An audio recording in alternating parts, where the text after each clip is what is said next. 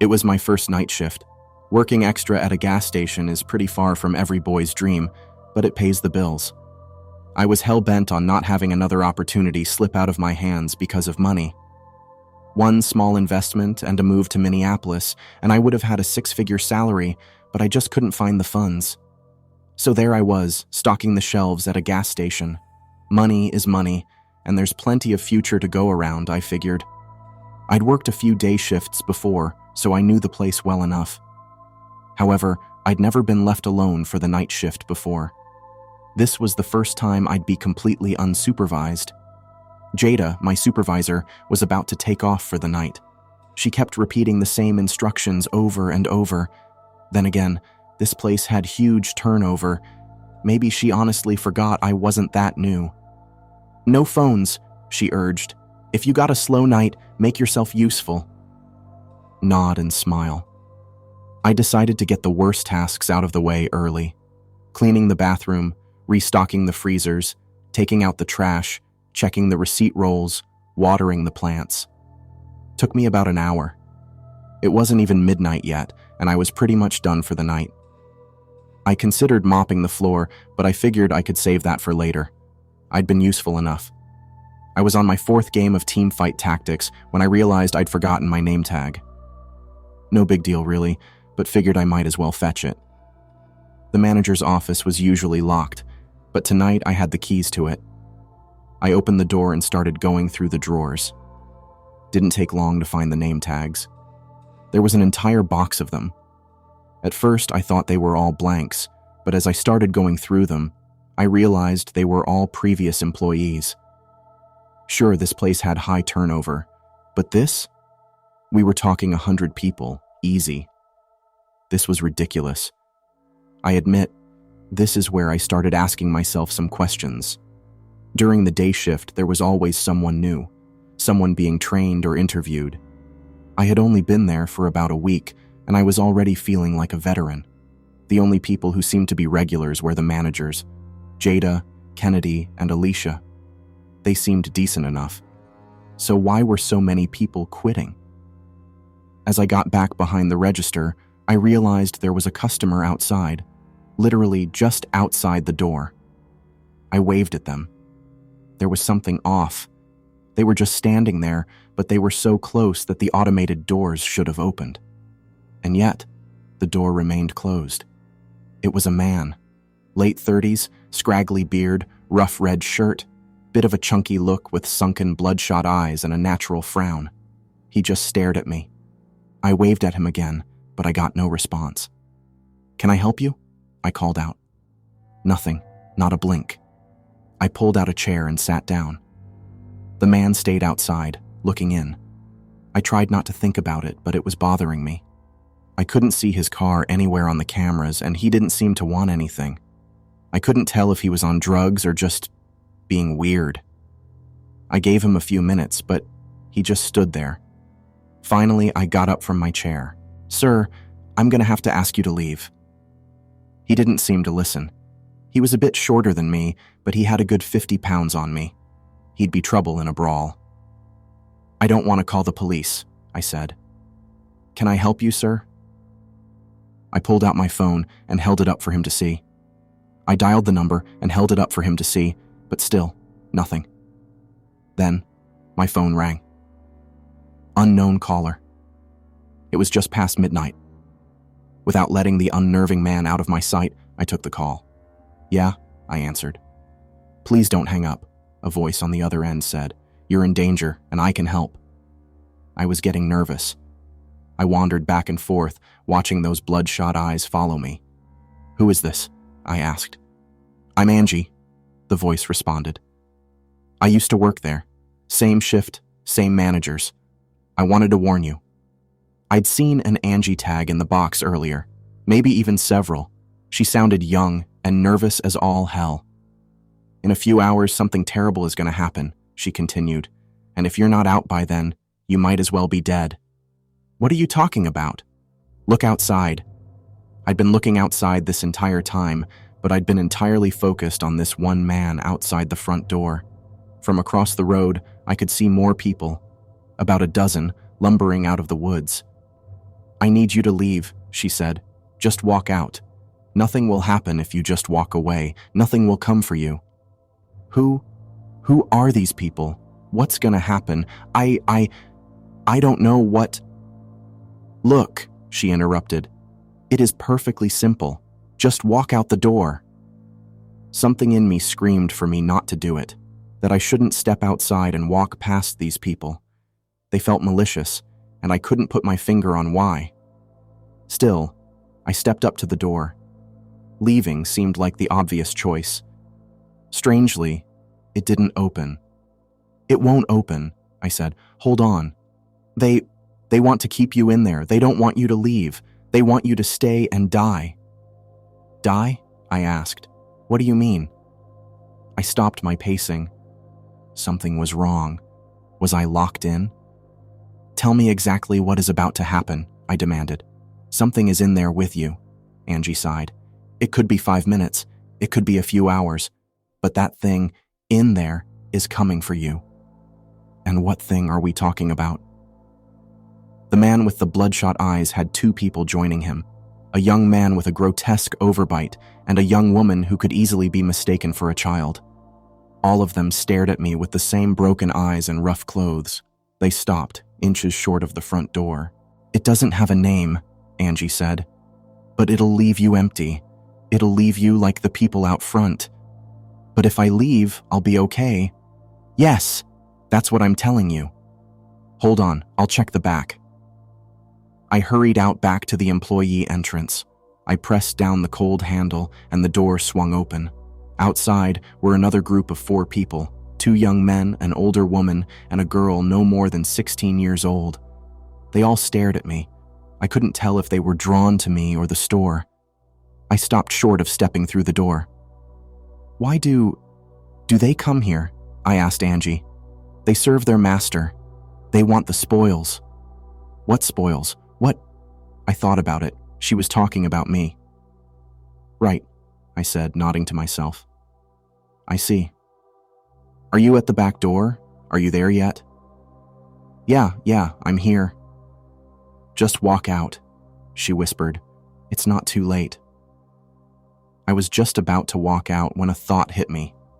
Why would they lock the front door, but not the back?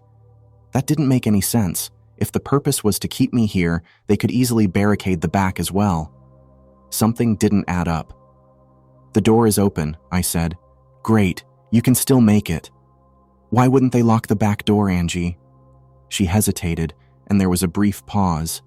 If they're locking me in here to hurt me, why wouldn't they lock the back door? I repeated. I don't know, she said, but you have to trust me. They gave me the keys, Angie. They go everywhere. I can lock and unlock this door 100 times. What's going on? They don't usually do that. I closed the door and stepped back. 4 less pairs of eyes staring at me. Look, said Angie, I was the last person to leave. They fucked up. I found a spare key and got out before it was too late. Maybe they figured I'd warn you. Maybe they're trying to trick you. Sure, yeah, I chuckled. Convenient. I'm trying to help you, she cried out. Those things out there are to discourage you from going outside. They're harmless, but they're there to scare you. Can't you see it is all just a way for them to keep you in there? I got one person screaming at me to go outside and no one telling me to stay. No locked doors, just plenty of fucking creeps staring at me. What am I supposed to believe? Fine. You want more proof? Call the police. Hang up and call them. I ended the call. There were 8 people out front by now, all gathering outside the front door. I couldn't tell if they were trying to get in or if they were waiting for me to step out. I called the emergency services, only to be met with silence. Not even a dial tone, just a blank nothing. I tried a few more numbers. My mom, my friends. I tried going online, but all I got was cached copies of sites I'd been to before. My background picture had changed to a black screen, but there was something else. Something had started to smell. The freshly stocked frozen goods had suddenly gone bad, and a stench was oozing out of the freezers. Our flowers by the counter had withered and died, all except the sunflowers, which had turned a sickly blue. I wasn't getting through to anyone. Being inside was awful. The single-serving frozen meals were making me gag. I figured I'd go for the landline. As I got in the manager's office, I got another call on my phone. Unknown caller. Looking back and forth between my phone and the landline, I weighed my options. I chose Angie. "How are you getting through?" I asked her. "How do you know my number?" "I still got the email password. I just checked your application." "But how come your number works? Everything else is down." "I'm calling from a private network," she said. "They don't know there's a way in." "They?" I asked. I thought it was just one thing. "No, they're working together. People don't just go missing without someone noticing. So there's like an intelligence behind it, a conspiracy." "Yeah. People come and go in these places all the time." "Are they paying you under the table?" "They figured, it was sort of a trial and no paperwork, no missing people, no records, just a box of name tags." It made sense in a way, but I needed more. I needed proof. There had to be something. "Why didn't you call me earlier?" I asked. "You could have called me as soon as I got the job, or as soon as my shift started." "I had to make sure Jada wasn't around," she said. "She would have tried to trick you." "I'm not sure you're not trying to trick me. Why would I spend my time calling you from across the country just to have you fail?" she screamed. "If I was part of this, I would have just let you sit there with your goddamn teamfight tactics and die." She went quiet. So did I. I counted my breaths as I looked outside. There were more of them now. "How did you know what I was playing?" I asked. She didn't respond. The silence hung in the air. "I'm asking you, how did you know what I was playing?" She was just as quiet as the man with the bloodshot eyes, still waiting for me outside the door. "You're watching. You knew I was alone. You knew I was getting antsy about the guy showing up outside." "Yeah," she sighed. "You tried to get me out as soon as he showed up. You tried to trick me before there were too many of them to scare me off." That's not," she sighed. I could hear heavy breathing. As I paced back and forth, I was getting ready to hang up. This was a trick. She was the one tricking me clearly, trying to get me outside to join those things. "I know this looks bad," she said. "I know. I'm sorry. I'm honestly just trying to help you." This time, I was the one keeping quiet. I walked up to the door, studying the people outside. Blank stares, following my every move. I felt like a snake charmer, like they could snap out of it and tear me apart in the blink of an eye. As I said, I have the passwords for everything. I'm the only one who knows them. I just wanted to give you the best shot at getting out of there. I hoped they wouldn't come tonight, but as soon as they did, I had to do something. You're not being honest with me. I'm not lying. I'm just having a hard time explaining it. There's a lot of shit about this that all sounds completely insane. I don't want to throw you off the deep end. Give it to me straight, I demanded. Tell me what the fuck is coming for me. It's not a thing, like, not real. It's there, but it's just, I don't know how to explain it. It just steps through. Steps through what? The world, the air, a ripple in time or something. It just steps in and it's there. And then it shoves some kind of mouth spike into your head and gargles up something inside. A mouth spike? What the hell are you? Yes, a spike. And no, I mean, it goes into your mouth. It doesn't have a mouth of its own. It just goes into you and gone. Game over. I didn't know what to think. My mind was a jumbled mess, and I felt my pulse rising and falling. There were over 18 people outside in various states of disarray. All of them just staring at me. If I just stepped outside, I'd know for sure. What does it look like? The lights flickered. There was a loud hum, a buzz, and then an electric failure. One of the fluorescent lights burned out, while the others just slowly dimmed to nothing. This was real. It was make or break by this point. Something was happening. The lights went out, I whispered. "Is this now?" Angie screamed. "Get out now!" I ran. I tripped and tumbled my way into the back room in complete darkness. I almost twisted my ankle as I bumped into the lunch table. I could barely hear my thoughts, and I had to remind myself to breathe. The roof of my mouth ached, as if anticipating a piercing pain. I could feel my head filling with blood and adrenaline as my dry eyes refused to blink. As I put my hand on the back door, I did the mistake of pulling instead of pushing. It took me 3 tries before a thought hit me. I couldn't see the sign on the door because of the darkness. In fact, I couldn't see anything. Nothing. Angie? I wheezed, putting my phone to my ear. You there? Hurry, she screamed. You can make it. How did you see it? The thing was huge, it just... No, how did you... You see it in complete darkness. You said the lights went out. It was right there. I can't even see the sign on the back door. How the hell did you see a spike? Look, And to add to that, how the hell do you know what it does with that spike? You've never seen the thing kill. You said you were the last one to work this shift, and the thing sure as hell didn't kill you. You're missing the point. It doesn't add up, Angie. None of this adds up. You couldn't have seen it, and there's no way for you to know how it kills. I stood there in the dark. I heard Angie panting on the other side, matching my breathing. You're lying to me, Angie. You're not trying to save me. She stopped breathing. For about a minute, it was just quiet. The call ended. A wave washed over me. I was either dead or saved. There was no in-between. I was moments from finding out. Every little sound shook me. A breeze just outside, a crackling wire, ventilation struggling to turn back on. I hadn't even noticed my hand was on the door handle. You lied to me, I said out loud. You did. I caught you. There was a sound coming from the other side of the door, a shuffling of feet. Yes, said Angie, from the other side of the door. I must have stood there for an hour until the power came back on. The people outside were gone. Angie was gone. My phone worked just fine, so I called everyone and just cried for help.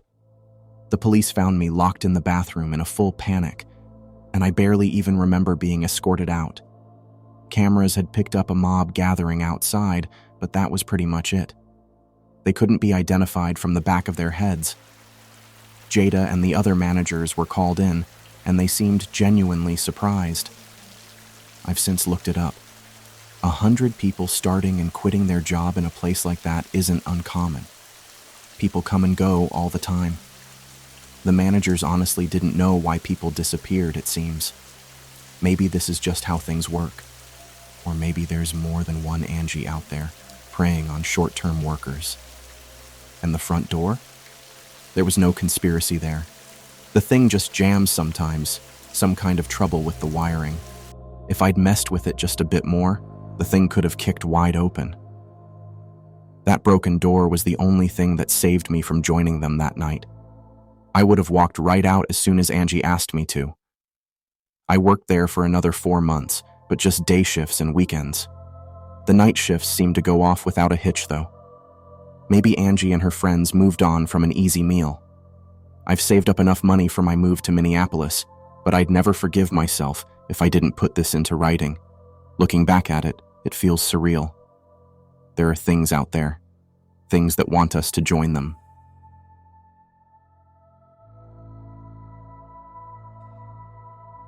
During the summer break of my junior year of high school, I worked as a McDonald's employee. I was 17 and pretty naive at the time. I desperately needed money to add to my college fund. My parents did not plan it out so well, so there was a really high chance I wouldn't go to college if I didn't get a job. I was mostly busy during the whole day. I was a day person and wasn't very productive at night. During the day, I was either hanging out with friends, working out, studying, or learning and practicing for coding competitions to add to my portfolio. And usually at night, I wasn't doing anything. The most productive thing at night was just some plain old written homework. Because of the reasons mentioned above, and because of the fact that I did not sleep a lot at night, approximately about 3 to 4 hours, I decided to kill 2 birds with 1 stone and take a night shift job. That way, I could get paid for doing absolutely zero mental work and get my homework done. I applied at a lot of places, but I have to admit, I was a big fan of fast food, so fast food jobs were on the top of my priority list. So when I got a job at a McDonald's, it was a no-brainer for me.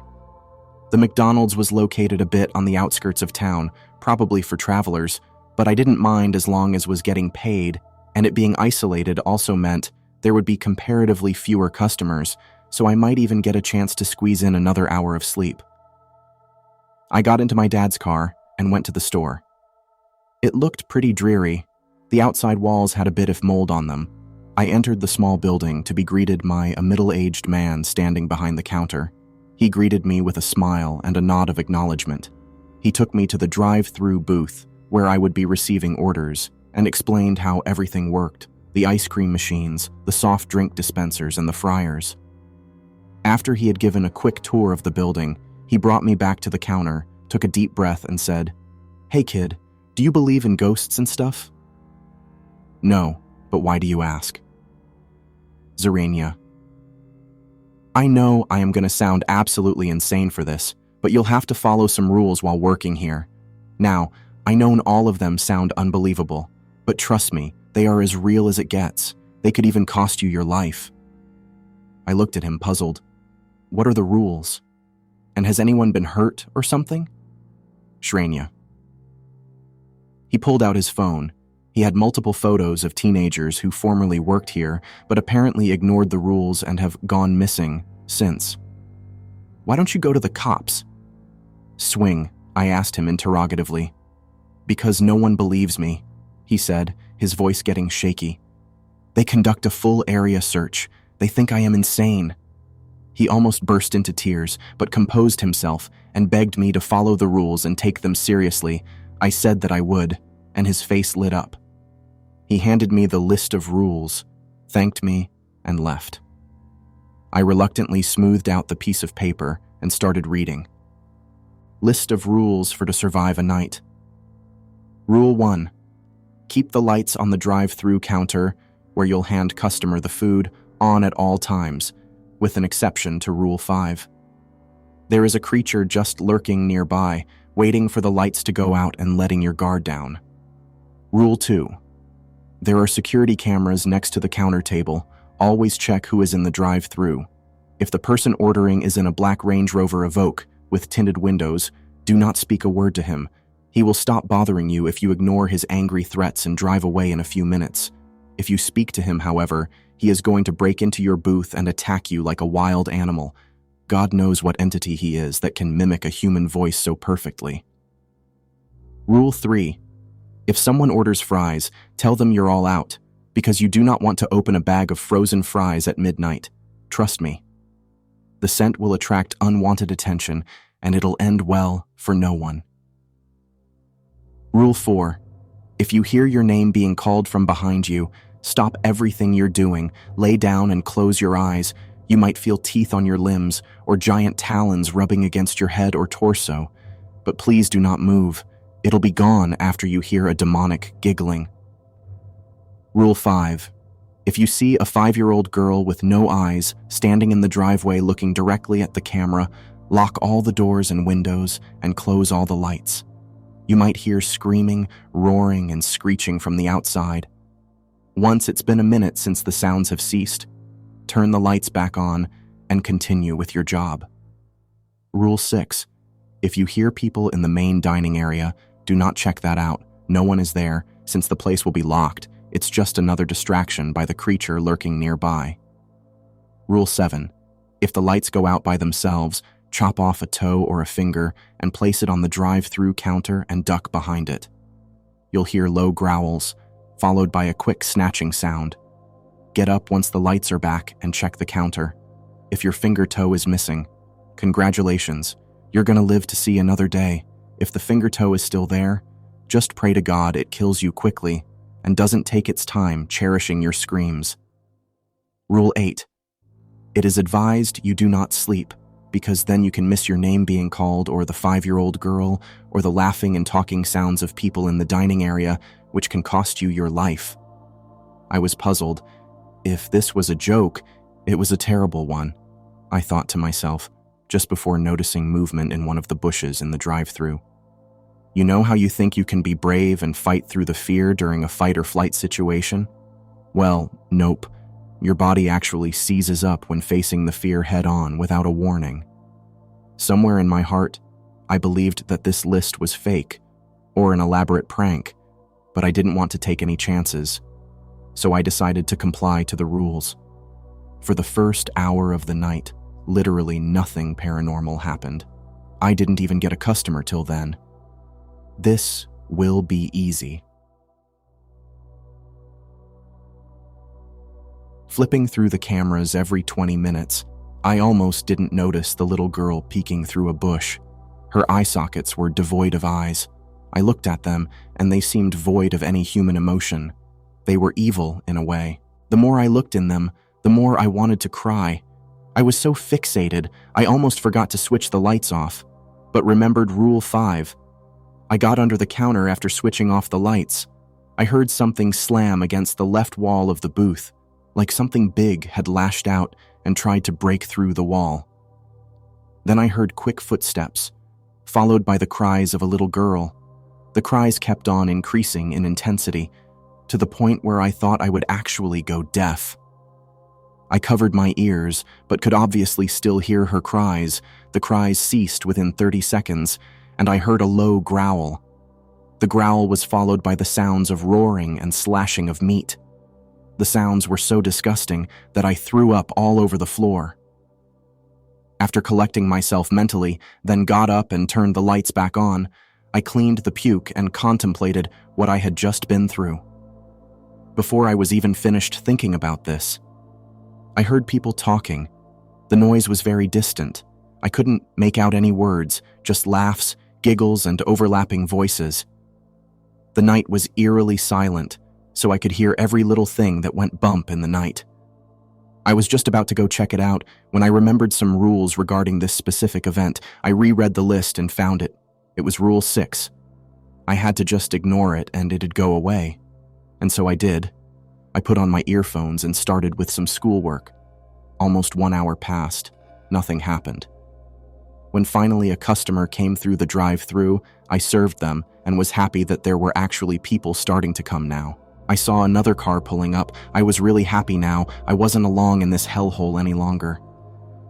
My good mood was immediately put off when I saw it was a black Range Rover with tinted windows. I didn't speak to the angry man on the other side. He screamed his order, then said, "I know you're in there. Are you deaf, motherfucker?" Zrania. I didn't reply and kept my cool. 10 minutes later, it was gone. My shift is over. Now I am sitting here typing this, contemplating if this job is really worth $200 a day or not. I wanted to quit, but the guy begged me not to, and that he would double my pay since I was so good at it. But I don't want to risk my life again.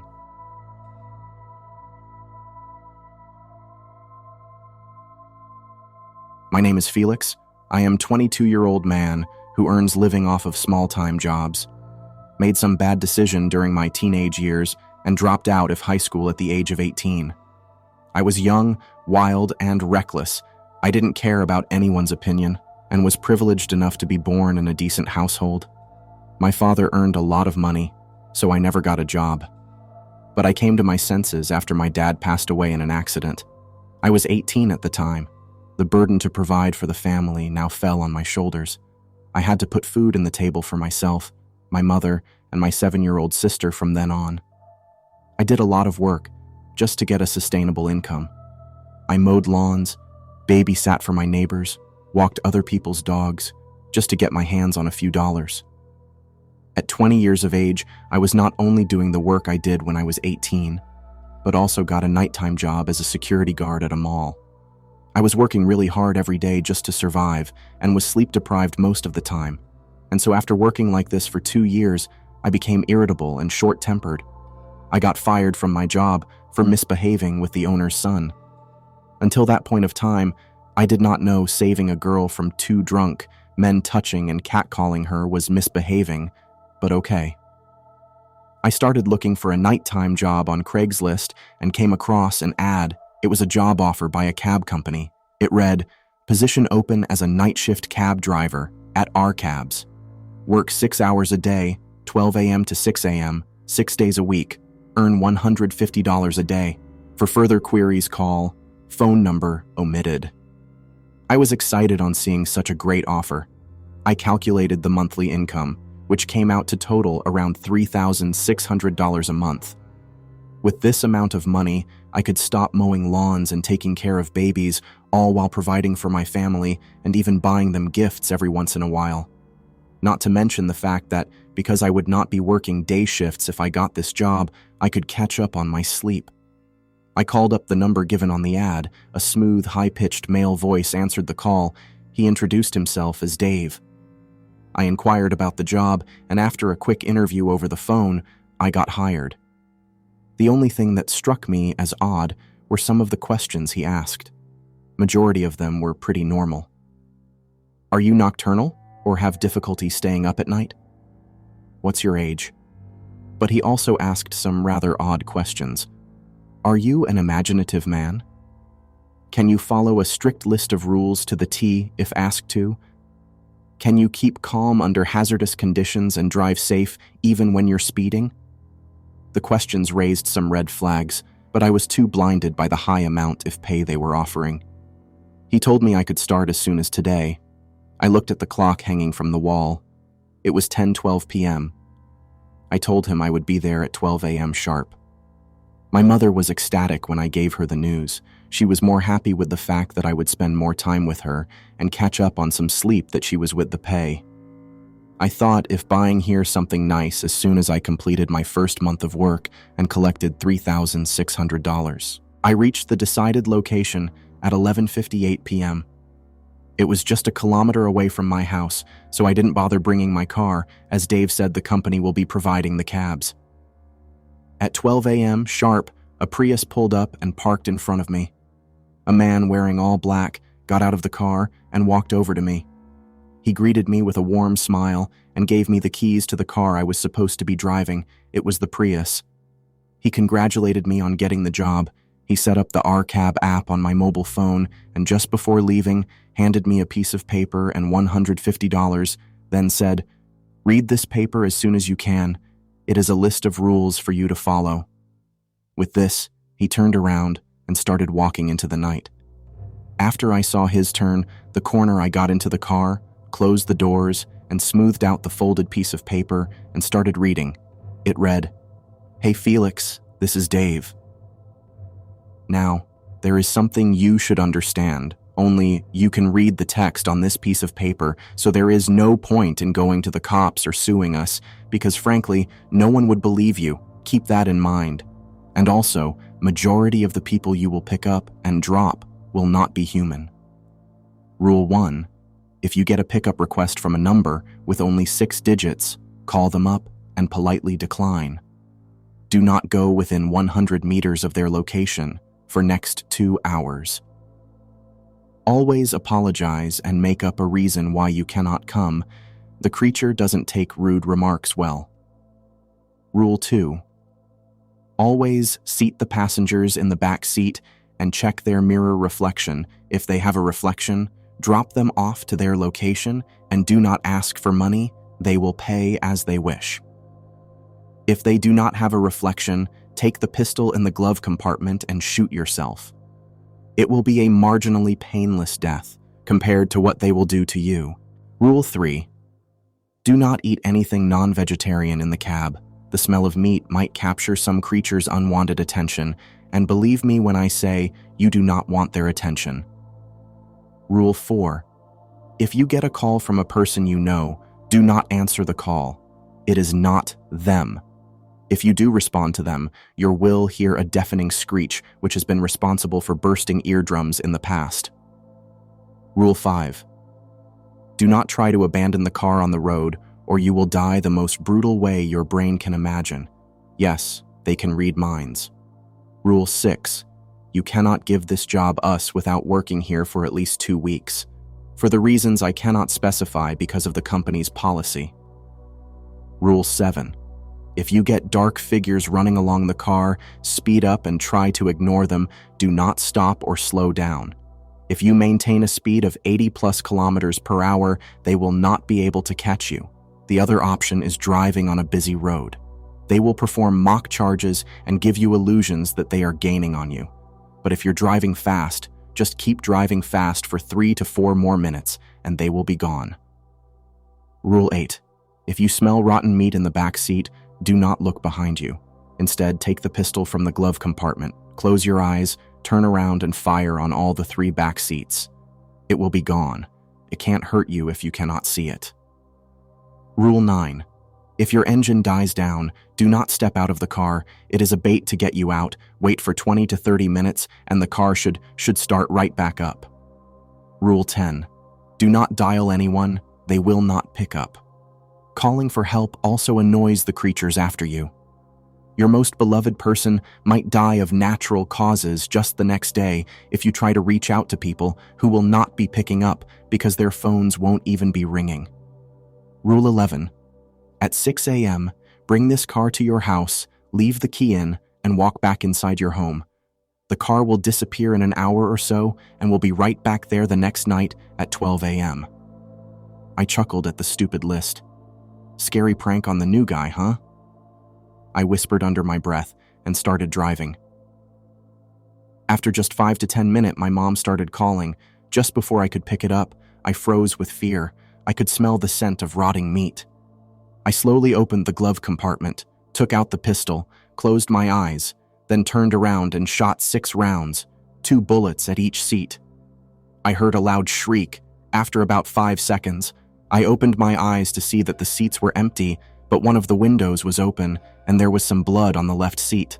I cleaned it up with a towel kept in the glove compartment and started driving.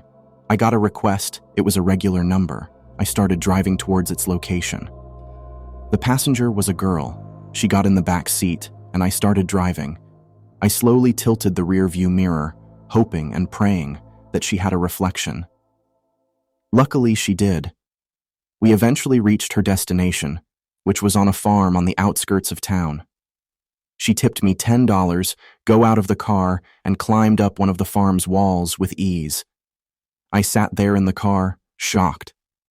Eventually, the bleating of goats and the sound of flesh tearing broke me out of my trance, and I started driving away. After half an hour of contemplating what I had just witnessed, I received another request. I checked its location. It was as if my heart stopped beating. When I saw the passenger's number, it only had 6 digits and was just 87 meters away from me. I started my car back up and started driving. It was gaining on me. I started panicking. It was only 50 meters away from me. I could now feel the ground shaking footsteps and low-pitched growls. I sped up to nearly 100 kilometers per hour and noticed that I was successfully moving away from it. I was 92 meters away from it when I noticed them. The dark figures, they were running alongside my car. I almost swerved off the road and into a wall 2 times, but I kept my cool and tried my best to ignore them. The figures, which looked like shadows of a human just a minute ago, distorted into demonic shadows within seconds. Walls around me started to bleed. I somehow maintained a consistent speed of nearly 100 kilometers per hour without crashing. And after a short, intense change, everything was suddenly back to normal. I was beginning to think I had lost my mind. I wanted to call my mother, but with everything that had happened up till that point of time, I did not want to break a rule. Then I remembered I had to make a call to the passenger and apologize, and that's what I did. It sounded like a charismatic young over the phone, but I knew better. After this whole ordeal was over, it was just 4 a.m. The next 2 hours passed by pretty normally. I picked up 3 more passengers, but they seemed normal. I did exactly what Dave told me to do, parked the car outside my house and went to sleep. I woke up at 9 a.m. and gave my mother the $150. She was really happy. I knew if I told her what had actually gone down, she would not believe me. So I am sitting here, typing this at 10 p.m. I do not want to go back to that car again, but I have no option, and no one will believe me if I die. Here lies my story. If I make it through this night, I will be grateful to God. I just wanted to know, Has anybody else gotten this job offer from our cabs?